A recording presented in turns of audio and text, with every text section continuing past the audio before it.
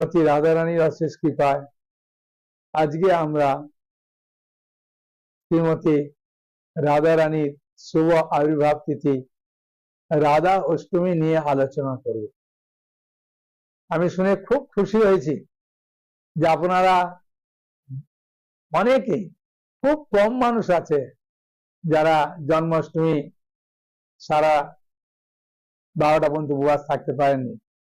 হ্যাঁ, 12টা পর্যন্ত উপবাস ছিলেন বহু ভক্ত। তাই আমি খুব খুশি হয়েছি। যারা যারা আমরা ভিডিও দেখেন তারা অনেকে আমাকে বলেছেন, প্রভু আমরা খুব সুন্দরভাবে জন্মাষ্টমী পালন করেছি, আর রাধা অষ্টমী সম্বন্ধে ক্লাস দেন। আমি বললাম দেব।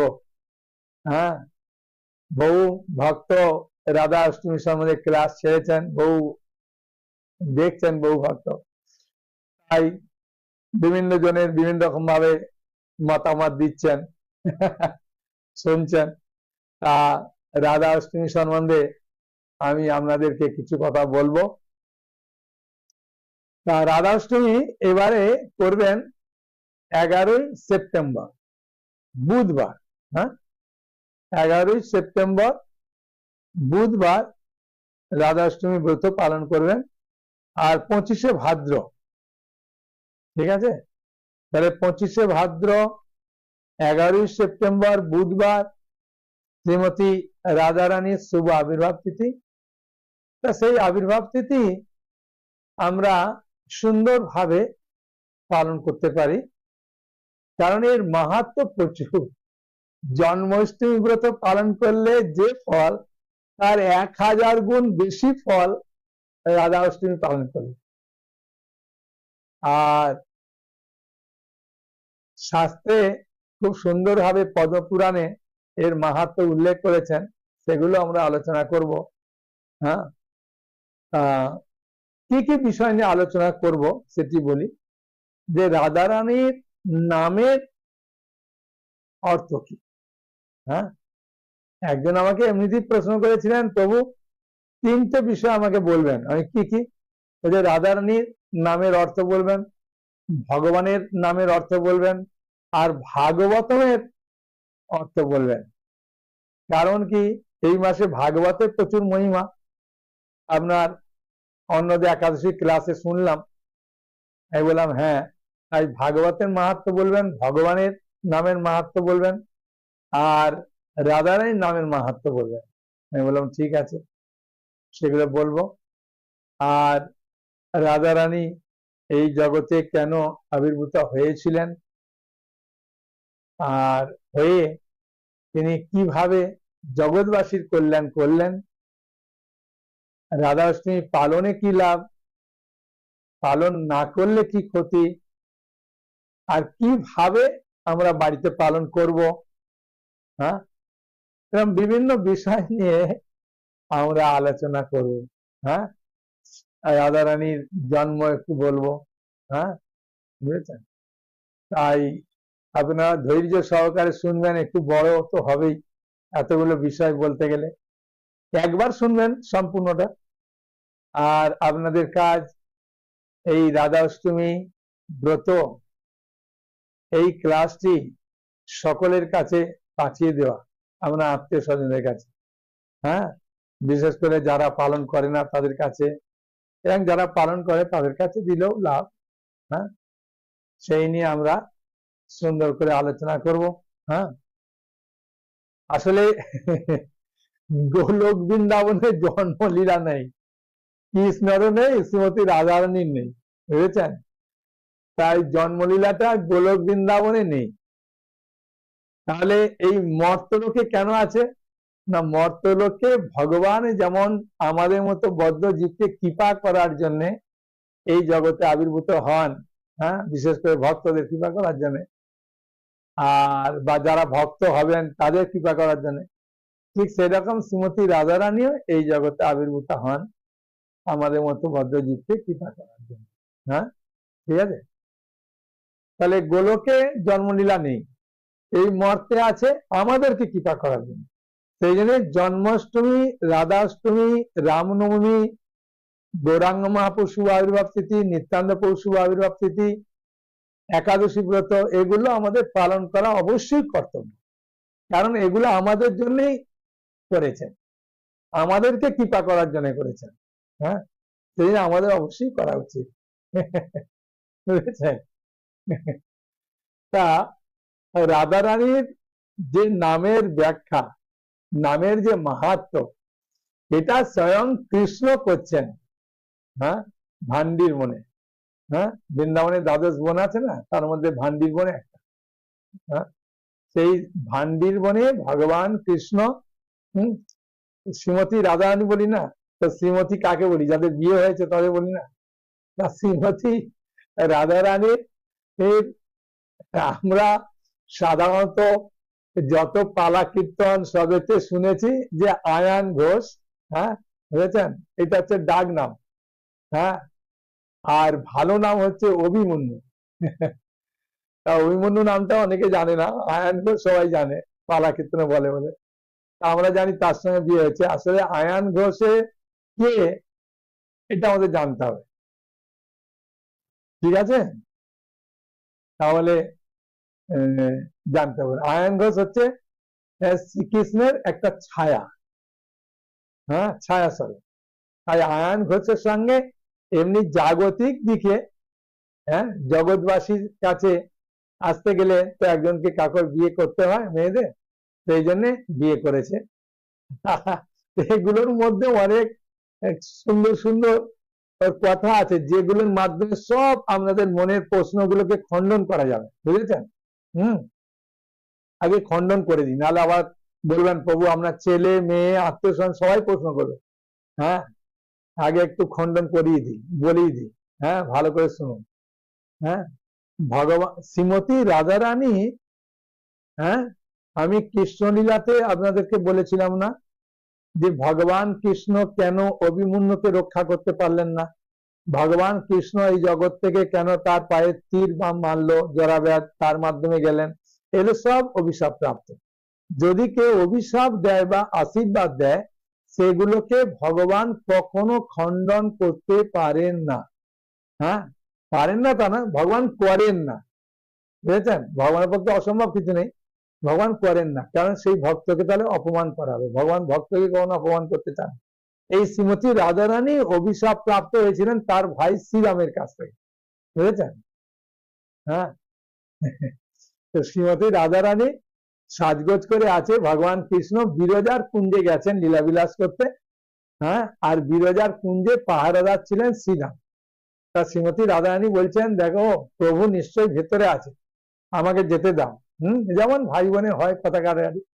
তা শ্রীরাম বলছে না, যেতে দেবো না। বলার পরে শ্রীরামকে আগে রাধারানী অভিশাপ দিয়েছে, তুই এত জোরে কথা বলছিস কুড়োতে, হ্যাঁ, যা তুই অসুর কুলে জন্ম নে। হ্যাঁ, বলে ঠেলে দিয়েছে। আর শ্রীরাম, হ্যাঁ, রাধারানীকেও ঠেলে দিয়েছে, রাধারানী পড়ে গেছে। কিন্তু শ্রীরামকে আগে অভিশাপ দিয়েছে, তো তাই শ্রীরাম 3টে অভিশাপ দিয়ে দিল সঙ্গে সঙ্গে। বলেন কৃষ্ণকে তোমরা 100 বছর কৃষ্ণ থেকে তুমি দূরে থাকবে। সেই জন্য 100 বছর রাধারানী কৃষ্ণ বিরহ অনুভব করেছিলেন, 1 নম্বর। 2 নম্বর হচ্ছেন তুমি কৃষ্ণকে ছাড়া অন্যজনকে প্রতিরূপে পাবে। হ্যাঁ, আর 3 নম্বর তুমি যেভাবে চিৎকার করছো, তুমি গোয়ালিনীর ঘরে জন্ম নেবে। বিশ্ববানু রাজা, হ্যাঁ, কিন্তু বয়স্ক ছিলেন, তার ঘরে জন্ম নিলেন কীর্তিদমা সুন্দরী, হ্যাঁ, গর্বে। ঠিক দুপুর 12টার সময় অনুরাধা নক্ষত্রে, হ্যাঁ, আর ওই দিন ছিল সোমবার, হ্যাঁ, মধ্যাহ্নে জন্ম নিয়েছিলেন, ভাদ্র মাসের শুক্লপক্ষে অষ্টমী তিথি। হ্যাঁ, তিনি রাবেলে জন্ম নিয়েছিলেন। হ্যাঁ, বুঝেছেন? সেই জন্য রাধা অষ্টমী আমরা পালন করি। ঠিক আছে। আর এই আয়ান ঘোষের সঙ্গে যখন বিয়ে হয় না, তখন তো ছেলে, হ্যাঁ, মেয়ে ছেলের হাতে হাত দেয়। কিন্তু ওই সময় কৃষ্ণ এমন কান্না করছিলেন, আর কৃষ্ণ যখন কান্না করছে তখন বলছে কান্না চুপ করবে কি করে, বলছে আমি ওই ওনার হাতের উপরে হাত দিতে চাই। আয়ান ঘোষের উপরে হাত দিয়েছে, হ্যাঁ, আর রাধারানী তার উপরে হাত দিয়েছিলেন। হ্যাঁ, এই বিবাহ। অ্যাকচুয়ালি আয়ান ঘোষ পূর্বজন্মে একজন ঋষি ছিলেন, সাধারণ কেউ ছিল না।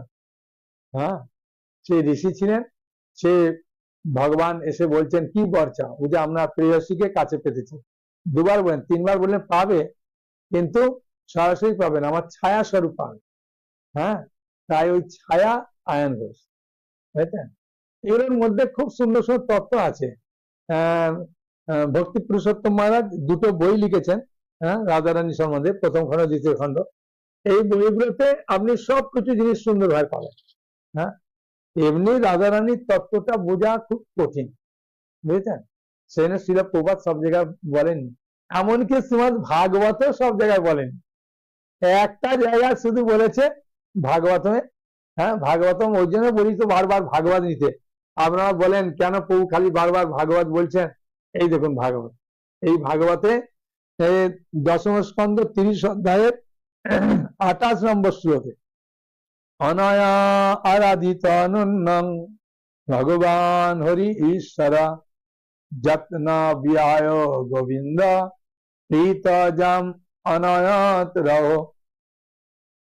এই বিশেষ গোপী নিশ্চয়ই যথার্থভাবে সর্বশক্তিমান ভগবান গোবিন্দের আরাধনা করেছিলেন, তাই তার প্রতি অত্যন্ত প্রীত হয়ে তিনি অবশিষ্ট আমাদের পরিত্যাগ করে তাকে নির্জন স্থানে নিয়ে গেছেন। হ্যাঁ, গোপীগণের কৃষ্ণ অন্বেষণ এই চ্যাপ্টারে আছে। এই অনয়া আরাধিত এই একটা শব্দের মাধ্যমে রাধারানীকে একটু বোঝাচ্ছে, আর উল্লেখ নেই। কেন না, রাধার তত্ত্বটা বোঝা খুবই কঠিন। ভাগবতম যদি প্রথম স্কন্ধ থেকে পড়বেন তবে রাধারানীর তত্ত্ব বুঝতে হবে। ওই জন্য ভাগবত নেওয়ার জন্য আপনাদেরকে বার বলবো। হ্যাঁ, আর আমার অন্নদা একাদশীতে দেখবেন ভাগবতে দানের কি মাহাত্ম উল্লেখ আছে।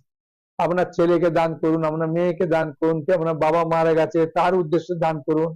হ্যাঁ, কি দানের মাহাত্ম, তিনজন কিভাবে হবে, যার নামে দান করছেন, মতন আমার বাবা মা আত্মীয় স্বজন মারা গেছে, কি আপনার ছেলে পড়াশোনা করছে না, বা কেউ কোনো রোগে কষ্ট পাচ্ছে, তার উদ্দেশ্যে আপনার কোনো পরিচয় বাড়ির লোককে দান করলেন, তাহলে যাকে দান করলেন ও কিভাবে পেলো, যে টাকা দিলে পেলো, যার নামে দান করলেন সে পেলো। আবার আপনার বাড়িতে থাকলো ভাগবত, আর ভাগবত আর ভগবান অভিন্ন। হ্যাঁ, একজন প্রশ্ন করেছে, ওই প্রশ্ন উত্তর দেবো, ভাগবত ভগবান আর রাধারানী কি মানে। হ্যাঁ, এখন রাধারানী মানেটা বলি।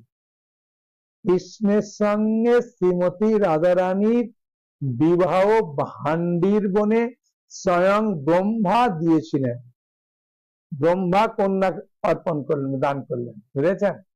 স্বয়ং সেই ভান্ডির বনে কন্যা দান করার পরে রাধার সঙ্গে কৃষ্ণের যখন বিবাহ হয়, ওই জন্য অনেক জায়গায় রাধারানীর সঙ্গে কৃষ্ণের বিয়ে হয়েছে। কিন্তু অভিশাপ প্রাপ্তের জন্য জাগতিক দিকে মানুষ জানে আয়ন ঘোষের সঙ্গে বিয়ে হয়েছে। জাগতিক দিকটা তো রাখতে হবে, সেই জন্য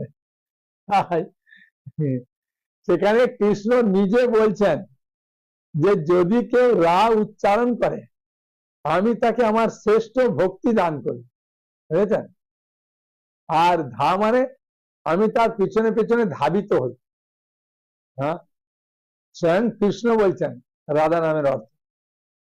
আর একটা ভক্ত বলছিলেন, কোন পুরাণ থেকে পেয়েছে, র যদি উচ্চারণ করবে, র উচ্চারণ করার মাত্রায় তার সমস্ত পাপ নষ্ট হয়ে যাবে। আমি বললাম বাবা, তাই নাকি? রয়ের পরে আকার আছে, বলছে আকার উচ্চারণ করলে স্বর্গে গমন করবে। স্বর্গে মানে স্বর্গলোক নয়, স্বর্গে মানে ঊর্ধ্বলোক, বুঝেছেন? ঊর্ধ্বলোকে গমন করবে। আর ধ মানে হচ্ছে তার আয়ু ক্ষয় রোধ করবে। আর তারপর একটা আকার আছে, তার সংসার বন্ধন থেকে তাকে মুক্ত করবে। আমি বললাম বাবা, রাধা নামের কি কত মাহাত্ম। হ্যাঁ, বুঝেছেন? অ্যাকচুয়ালি এখন স্বাভাবিক কারণে প্রশ্ন করবেন, প্রভু তাহলে আমরা রাধা রাধে জপ করি, অনেক তো ভিডিও দেখি সেখানে রাধে রাধে বলে খালি, তা আমরা বলবো রাধে রাধে, হ্যাঁ, হরে কৃষ্ণ মহামন্ত্র করবো না।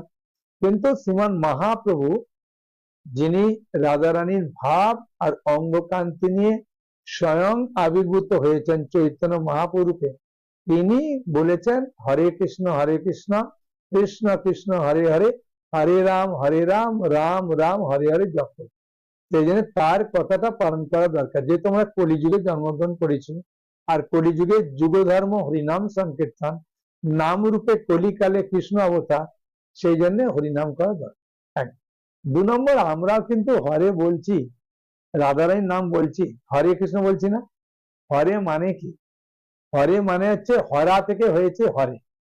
হরা মানে কি? হরা মানে হচ্ছে ভগবানের আল্লাদিনী শক্তি। আল্লাদিনী শক্তি মানে কি? আনন্দদায়িনী শক্তি। আনন্দদায়িনী শক্তি মানে কি? শ্রীমতী রাধারানী। শ্রীমতী রাধারানী আনন্দ প্রদান করার জন্য এই জগতে গোলক বৃন্দাবনে এমনি জন্ম নেই। গোলক বৃন্দাবনে রাধারানীর জন্ম হয়েছে, ভালো করে শুনুন একদম মন দিয়ে। ভগবান শতশৃঙ্গ পর্বতে খুব সুন্দর বাগিচা, সেই বাগিচায় রত্ন সিংহাসনে বসে আছেন। বসে তিনি শুধু ইচ্ছা করেছেন যে আমি রাসমণ্ডলে যাব। তখন ওনার বাম অঙ্গ কাঁপতে শুরু করেছে, আর সেখান থেকে শ্রীমতী রাধারানী আবির্ভূতা হয়ে পুষ্প চয়ন করতে করতে ভগবান কৃষ্ণের সেবার জন্য ছুটেছিলেন, ধাবিত হয়েছেন। ওই জন্য রাসমণ্ডলের রা আর ধাবিত হয়েছিলেন বলে ধা, ওই জন্য রাধা। তার শ্রীমতী রাধারানী এই জগতে শুধু প্রকাশ হয়েছেন রাধারানী কৃষ্ণকে আনন্দ দেন। ওই জন্য কৃষ্ণ কথার অর্থ কি?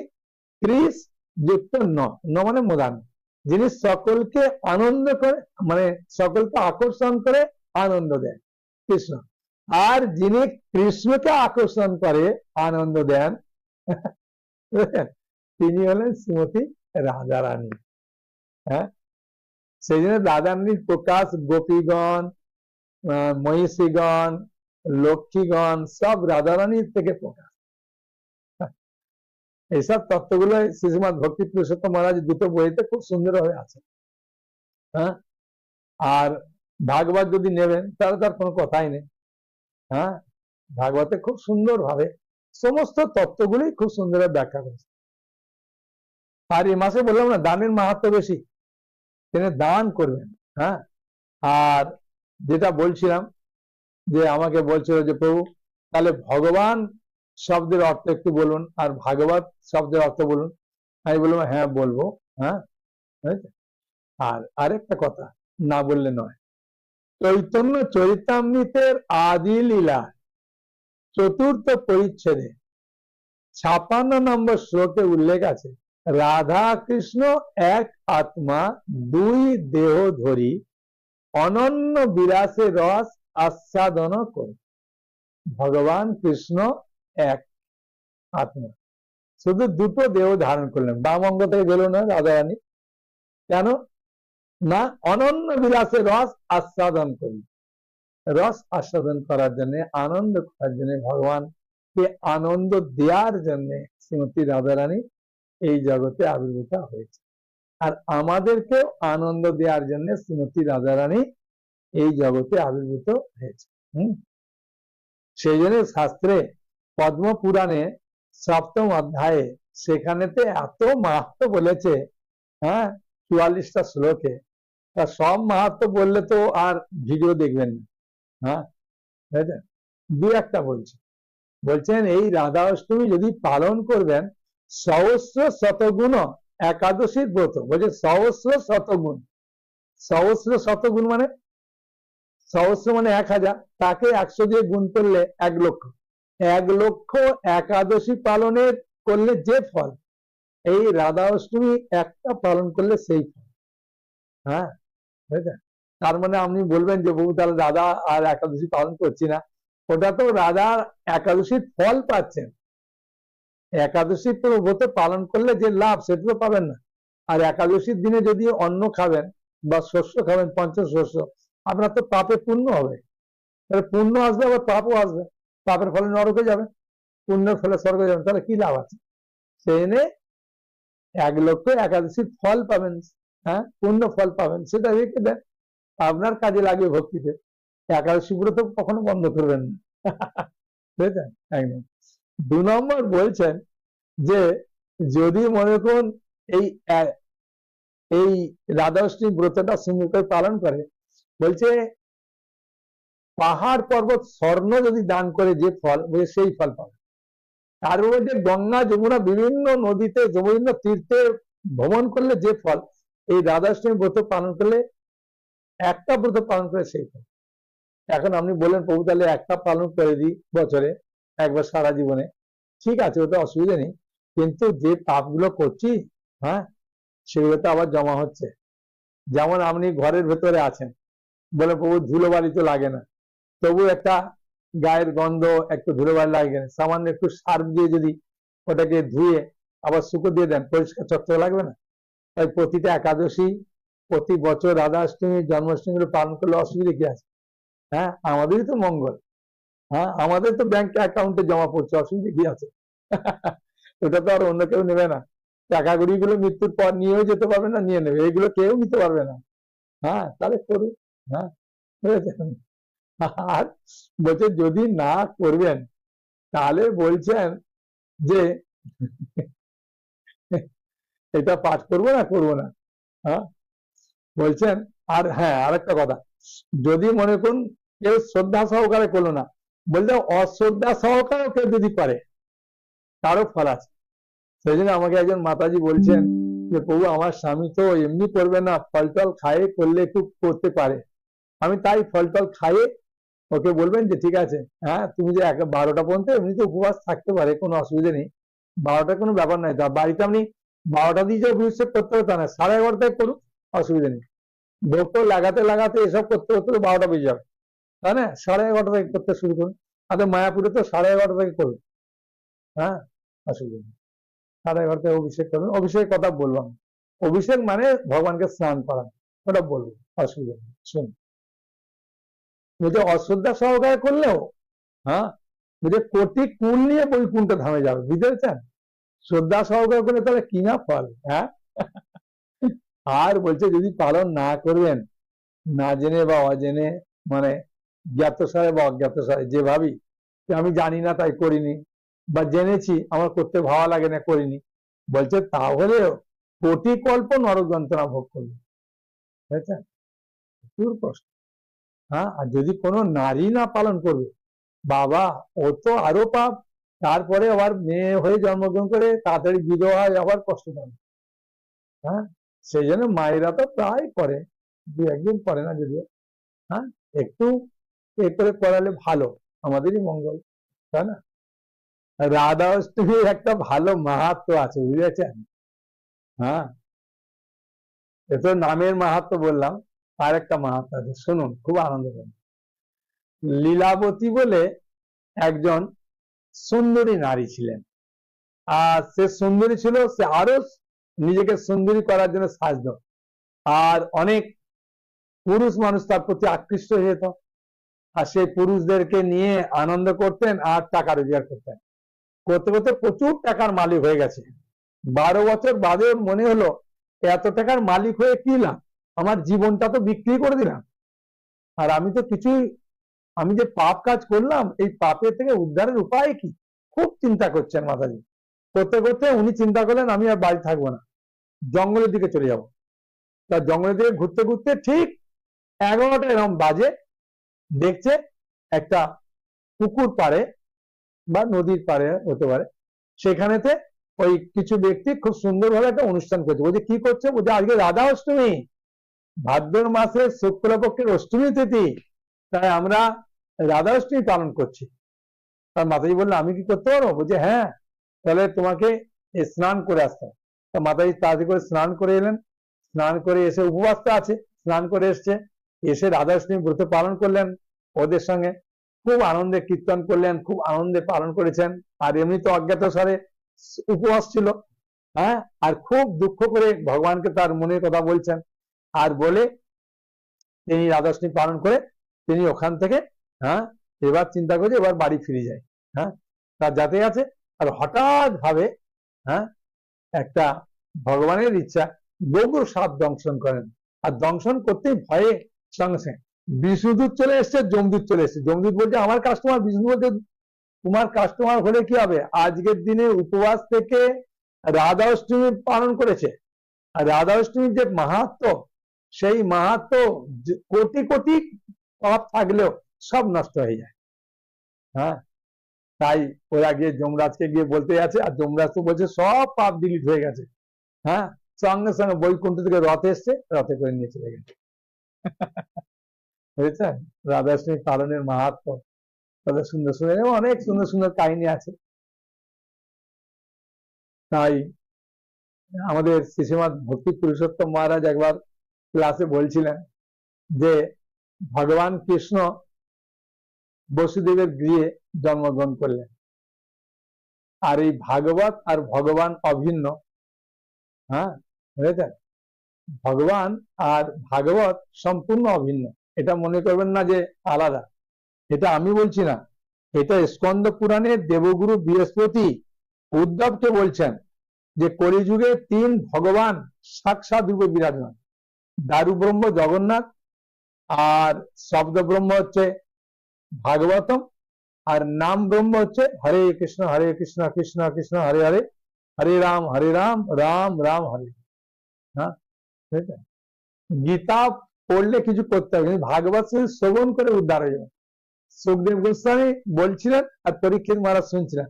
পরীক্ষিত মহারাজ 7 দিন শুধু শ্রবণ করে উদ্ধার প্রাপ্ত হবে, আর ভাগবতকে দাঁড়িয়ে প্রণাম করলে যে তার কি মাহাত্ম্য, শুধু প্রণাম করলে। হ্যাঁ, সেটা আমার একাদশী ব্রতে, অন্যদের একাদশী ব্রতে সব ক্লাসে বলা আছে, খুব সুন্দর, শুনবেন। হ্যাঁ, কি মাহাত্ম্যটা। শুধু দাঁড়িয়ে প্রণাম করলেই প্রচুর লাভ,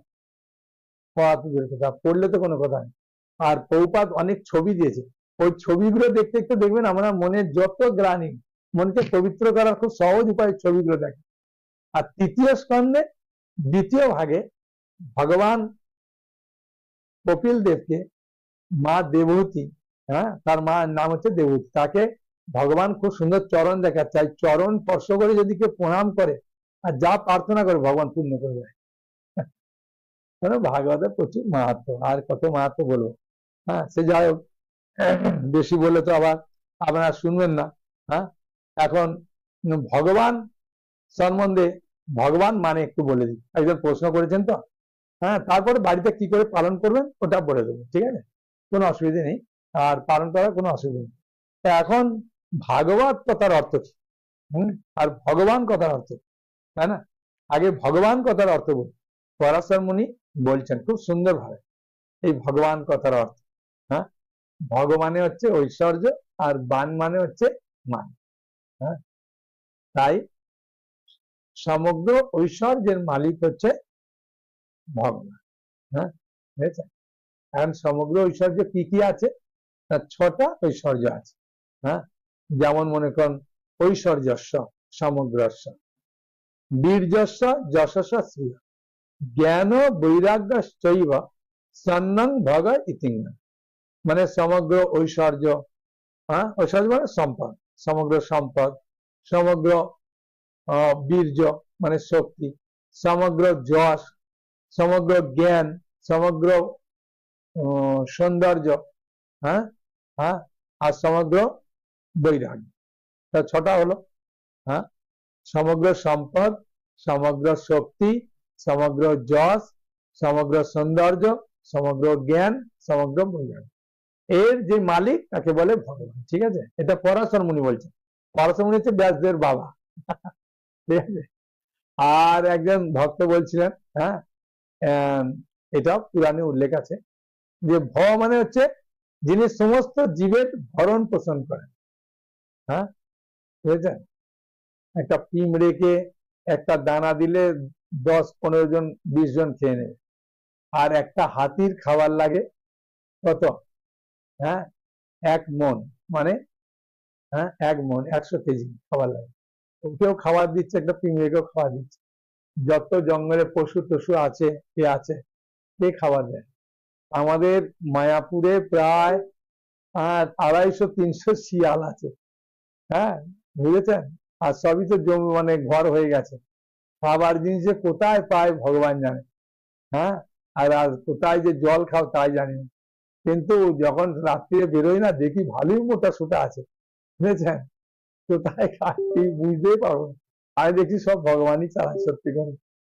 সেটা বলছেন ভ মানে হচ্ছে যিনি সমস্ত জীবের ভরণ পোষণ করেন, গ মানে হচ্ছেন যিনি, হ্যাঁ, গমন করেন জ্ঞান প্রদান করার জন্য, জীবের জ্ঞান প্রদান করার জন্য যিনি গমন করেন। আর ভ গ বান, বা মানে হচ্ছে যিনি সমস্ত জায়গায় বাস করেন। হ্যাঁ, ভগবান এমন কোনো জায়গা নেই যে বাস করেন। আর ভগবান আর দন্তন। দন্তন মানে হচ্ছে নিহিত। নিহিত মানে জিনিস সমস্ত, হ্যাঁ, জিনিস যার ভিতর নিহিত আছে, মানে সমস্ত সম্পদ, সমস্ত বস্তু, সমস্ত কিছু যার ভিতরে নিহিত আছে, হচ্ছে ভগবান। হ্যাঁ, তাহলে ভগবান কথার অর্থ জানলাম, ভাগবত কথার অর্থ জানলাম। ও ভাগবত কথার অর্থ বলিনি না, ও ভুলে গেছি। ভাগবত, ভা মানে হচ্ছে ভাস্কর বা জ্যোতি। হ্যাঁ, বুঝেছেন, সমস্ত বেদের সার বলতে হয়। গ হচ্ছে গতি, মানে আপনাকে সবসময় ঊর্ধ্ব গতি দেবে, হ্যাঁ, নিম্ন গতি দেয় না ভাগবতে। ব মানে হচ্ছে বরিষ্ঠ, যা সমস্ত, হ্যাঁ, শাস্ত্রের সার, মানে শ্রেষ্ঠ। আর ত মানে হচ্ছে তরণী, মানে নৌকা সে। ভগবান আপনাকে, এই ভাগবত আপনাকে ভব সমুদ্র পার করতে সাহায্য করে। তিনি ভাদ্র মাসের পূর্ণিমা, এত মাহাত্ম, যে ভাগবত দান করবে সেই গোলক বৃন্দাবনে চলে যাবে। আমরা আত্মীয় স্বজন, বন্ধু বান্ধব, হ্যাঁ, সবাইকে, এমনকি কেউ গুরু মহারাজকে দান করছে, আমাকে বলছে এটা গুরু মহারাজকে দেন, কেউ আমাকেও দান করছে। আমি বলছি আমাকে গুরু মহারাজকে দানের দরকার নেই, আপনি আপনার আত্মীয় স্বজন, ছেলে মেয়েদেরকে দেন, সবথেকে ভালো। হ্যাঁ, আমাদের তো ভাগবত আছে, হ্যাঁ, তবু দেয়। কিন্তু আমি বলি আপনার আত্মীয় স্বজন এদেরকে দেন,